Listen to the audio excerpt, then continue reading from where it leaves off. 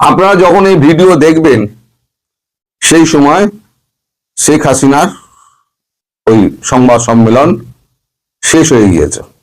এখন যতক্ষণ না ওটা সংবাদ সম্মেলন শেষ হচ্ছে ততক্ষণ পর্যন্ত আমি তো কোনো রকম খবর দিতে পারবো না আপনাদের। সংবাদ সম্মেলন শেষ হয়ে যাওয়ার পর আমি দু চারজনকে বলে রেখে দিয়েছি, তারা ওই ভিডিওটা আমাকে করে পাঠানোর চেষ্টা করবেন যদি সম্ভব হয়। তাহলে পরে আমি রাত্রিবেলা আপনাদের ওই ভিডিওটি দিয়ে একটু ছোট ভিডিও করে দেবো।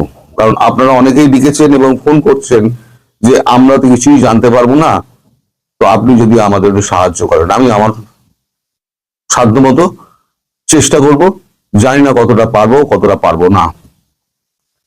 এখন আর একটাও বড় খবর আছে, সেটা হচ্ছে গতকাল রাত্রিবেলা আপনাদের আমেরিকার রাষ্ট্রদূত বেন ক্রিস্টেনসেন তিনি যমুনায় গিয়ে খলিলুর রহমান এবং ইউনূসের সঙ্গে সাক্ষাৎ করেছেন। খলিলুর রহমানের সঙ্গে সাক্ষাৎ করার পর ইউনূসের সঙ্গে গিয়ে সাক্ষাৎ করেছেন এবং যাকে বলে ধোবি কাঁচা বলে না, ইউনূসকে ধোবি কাঁচা করেছে। তার থেকে বড় গুরুত্বপূর্ণ একটা ব্যাপার হলো যে গতবার যে কূটনীতিকদের সামনে উনি অভদ্রতাটা করেছিলেন বিস্কুট মেঝের মধ্যে ছুঁড়ে ফেলে, সেই অভদ্রতা কিন্তু মার্কিন যুক্তরাষ্ট্র ভালো চোখে দেখেনি। তারা খবর পেয়েছে, তারা এবারে এসে এক কাপ চা, এক গ্লাস জল কিছুই স্পর্শ করেননি এবং বলে দিয়েছিলেন পরিষ্কার ওগুলোর কোনো দরকার নেই, আমরা বাংলাদেশের কাছ থেকে এগুলো চাই না, বরং যেগুলো চাই সেগুলো নিয়ে আলোচনা করা যাক। এর আগে যখন এই কূটনীতিকরা এসেছিলেন, এই খলিলুর রহমান যখন এতে গেছিলেন, দোহা গেছিলেন, তখন ওখানে হুকার এইচ এবং জেমসন গ্রিন এদের দুজনের সঙ্গে কথাবার্তা হয়েছিল। তারা বেশ কিছু পয়েন্ট ধরিয়ে দিয়েছিলেন যেগুলো সম্পর্কে বাংলাদেশকে একটা পদক্ষেপ নেওয়ার কথা বলেছিলেন। বাংলাদেশ তো ইউনূস সরকার এইখান দিয়ে ঢোকা ওখান দিয়ে বার করে। কালকে একেবারে বেন ক্রিস্টেনসেন এসে ধোবি কাঁচা কেচে দিয়ে গেছে।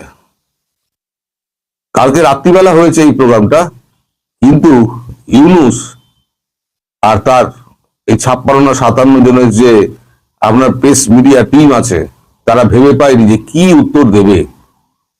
সকালবেলাতে কয়েকটা ছবি এবং একটা এলোমেলো বক্তব্য দিয়ে তারা মালটাকে ছেড়ে দিয়েছে। দেশের মানুষ অন্ধকারে রয়েছে। এখন কি হয়েছে সে খবর নিশ্চয়ই আপনারা জানতে খুব আগ্রহী। খবর যেটা হয়েছে সেটা হচ্ছে যে খলিলুর রহমানকে যে জেমসন গ্রিন এবং হুকার এইচ এরা দুজন যে পয়েন্টগুলো বলেছিল, সেই পয়েন্টগুলো আবার বেন ক্রিস্টেনসেন তুলে বলেছেন ইমিডিয়েটলি এর সলিউশন চাই। যদি এর সলিউশন না হয় তাহলে পরে আমরা আমাদের মতো ব্যবস্থা নেব। কারণ আমরা আগেই বলে দিয়েছি সময় হাতে খুব বেশি নেই। আমিও যেটা মাঝে মাঝে বলি যে সময় হাতে খুব বেশি নেই। তো প্রথম পয়েন্ট যেটা হচ্ছে, বারবার তাগাদা দেওয়া সত্ত্বেও কোনো ব্যবস্থা নেওয়া হয়নি। 3টে এমওইউ সাইন হয়েছে চায়নার সঙ্গে, চায়না ঢাকার মধ্যে। আচ্ছা, এখানে আপনার বেজিংকে 3টি সামরিক স্থাপনায় স্বয়ংক্রিয় যন্ত্রপাতি স্থাপনের চুক্তি, সহযোগিতা এগুলো করার কথা বলা হয়েছে, যা আমাদের ইন্দো প্যাসিফিক নীতির পরিপন্থী। অবিলম্বে এর বিরুদ্ধে ব্যবস্থা নিতে হবে। এটা আবার আপনাকে আমরা মনে করিয়ে দিচ্ছি, দিল্লি এবং ওয়াশিংটন দুজনেই এই একই দাবি জানাচ্ছে। ইন্দো প্যাসিফিক নীতিতে ঢাকা আন্তরিক হতে হবে। ইউনূস এবং তার অংশীদারগণকে অন্ধ বডি বিবেচনাহীন ভাবে যে সাপোর্ট করে চলেছে তা বন্ধ করতে হবে। এর থেকে দ্রুত বেরিয়ে আসতে হবে। এটি একটা ডিপ্লোম্যাটিক চিঠি আপনাদের পাঠানো হয়েছিল, সেটা প্রাপ্তি পর্যন্ত আপনারা স্বীকার করেননি। এটা অত্যন্ত দুর্ভাগ্যজনক। সেই সময় বলেছিল আমরা ডিপ্লোম্যাটিক চ্যানেলে চিঠি পাঠাবো, সেই চিঠি পৌঁছেছে, কিন্তু ঢাকার পক্ষ থেকে ডক্টর ইউনূস তিনি কানে দিয়েছেন তুলো আর চোখে বেঁধেছি কুলো, তিনি কোন রকম উচ্চ আচ্ছা করেননি। সেই নিয়ে তো একটা মানে সারমেয়র মতো হাল করে দিয়েছে কালকে। পুরো 45 না 50 মিনিট ধরে যা বকেছে, অবাধ্য সারমেয়কে যেমন মালিক বকে, অবাধ্য সারমেয়কে যেরকম বকা হয় সেটা ভাই বকেছেন। তারপর বলছেন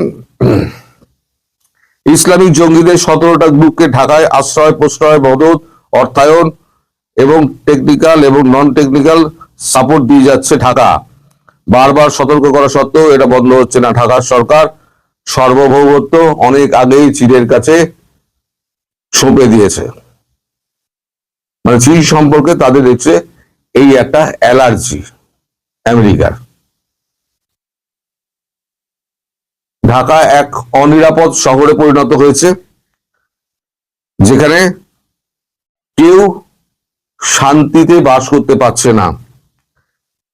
এভাবে চললে এই শান্তিপূর্ণ এবং সব দলের অংশগ্রহণের মাধ্যমে নির্বাচন, সুষ্ঠু নির্বাচনের মানদণ্ডে উপনীত হওয়া যাবে না।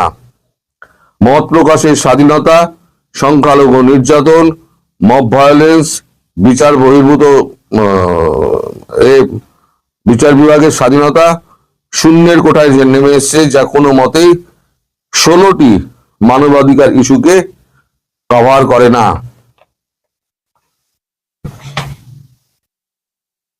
ভারত এবং মার্কিন যুক্তরাষ্ট্র এই অবস্থায় দর্শকের ভূমিকায় থাকতে পারে না। অবিলম্বে ব্যবস্থা নিন, সময় খুব খারাপ আসছে এবং কঠিনতর সময় আসছে। চীনকে সমৃদ্ধ করার মানে এই নয় যে আপনি সমস্ত ভারত ঢাকাকে এবং ঢাকার সাধারণ মানুষকে চীনের ব্যবহারের জন্য আপনি তুলে দেবেন এবং ইন্দো প্যাসিফিকের বিরুদ্ধে আপনি প্রায় একটা জেহাদ ঘোষণা করেছেন বলে মার্কিন যুক্তরাষ্ট্র এবং ভারত নয়াদিল্লি এটাই মনে করছে। এগুলো দিয়ে হুঙ্কার টুঙ্কার দিয়েছেন, এক কাপ চাও খাননি, এক কাপ জলও খাননি। তা এই যে সমস্ত ধোবি গাছা হলো, ধোবি মানে ধোপা ধোপা ধোপা যেভাবে পাটে গাছে সেভাবে ইউনুসের কাঁচা হলো, তার এই 57 জন যে আপনার প্রেসিং এ রয়েছে তারা এবং শফিকুর সারা রাত ধরে চিন্তা করেছে যে আমরা কি বলতে পারি। এদিকে সবাই তাগাদা দিচ্ছে কি হলো, আপনার সঙ্গে ব্রেন এক্সটেনশনের মিটিং, কোনো কথা নেই, চুপচাপ।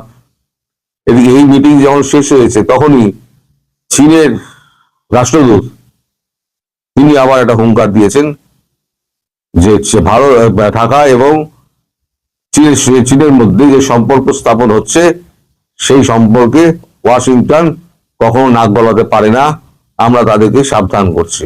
মধ্যখানে পদপিষ্ট হবে কিন্তু এই ইউনুস, ওর আমও যাবে ও ছালাও যাবে, ভারতও কেলাবে মারবে, আমেরিকাও মারবে, চীনও মারবে, তিনজনের মারবে। আর ওদিকে মায়ানমার তো বসেই আছে, দেখুন যে কোনো দিন হয়তো টুপটাপ টুপটাপ করতে পারে, যে কোনো দিন। কারণ ভারত বলে দিয়েছিল ভাই 2 দিন দাঁড়া, আমরা আমাদের লোকজন সরিয়ে নিচ্ছি, তারপর তোরা যা পারিস করিস। বলেছে না যুদ্ধরা যদি অন্য লোকে অন্যের মাটিতে করে তাহলে তার থেকে সুবিধা আর কিছু হতে পারে না।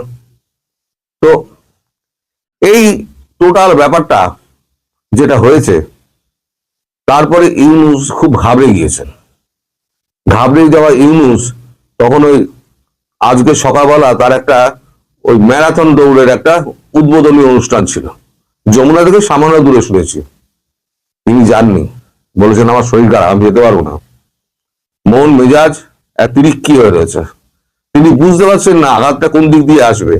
তার উপরে আজকে আবার শেখ হাসিনার এই প্রেস কনফারেন্স, সেখানে যে তিনি কি হুঙ্কার দেবেন সেটাতে কাঁটা হয়ে রয়েছে ইউনুস গং, এটাকে কি করে মোকাবিলা করা যায়। কারণ ভারত এবং মার্কিন যুক্তরাষ্ট্র দুজনেই প্রবল শক্তিতে শেখ হাসিনার পাশে রয়েছে, সঙ্গে রয়েছে রাশিয়া এবং চীন। এতগুলো শক্তির সঙ্গে এই ক্ষুদ্র একটা দেশ বাংলাদেশ, তারা নিজে মুখে যতই তরবর তরবর করুক না কেন, তারা তো নিজেরা জানে যারা পরনির্ভরশীল একটা দেশ, খাদ্য না পাঠালে পরে খেতে পারবে না, বিদ্যুৎ না পাঠালে পরে বিদ্যুৎ ব্যবহার করতে পারবে না। তো তারা এখন কি করবে সেই নিয়ে এখন খুব চিন্তার মধ্যে রয়েছে ডক্টর ইউনূস। ফলে ডক্টর ইউনূস এখন কোণঠাসা অবস্থায় যমুনাতে এক মনে বসে আছেন এবং থরহরি কাঁপছেন যে আজকে শেখ হাসিনা কি বলবেন এবং তার প্রতি কি কি তোপ ডাকবেন। কি কি তোপ ডাকবেন তা তো মোটামুটি আমি একটা আউটলাইন তো গতকালকে বলে দিয়েছি, দেখবেন সেই অনুযায়ী কথাটা হবে। আর আমি চেষ্টা করছি ওই ভিডিওটা পুরোটা আপনাদেরকে দেওয়ার জন্য। আমি সবাইকে বলে রেখে দিয়েছি আমার হাতে যেই মুহূর্তে আসবে আপনারা আমার চ্যানেলের দিকে লক্ষ্য রাখবেন, যে মুহূর্তে আসবে আমি সেই মুহূর্তে আপনাদের ওখানে আপলোড করে দেবো। সবাই ভালো থাকবেন।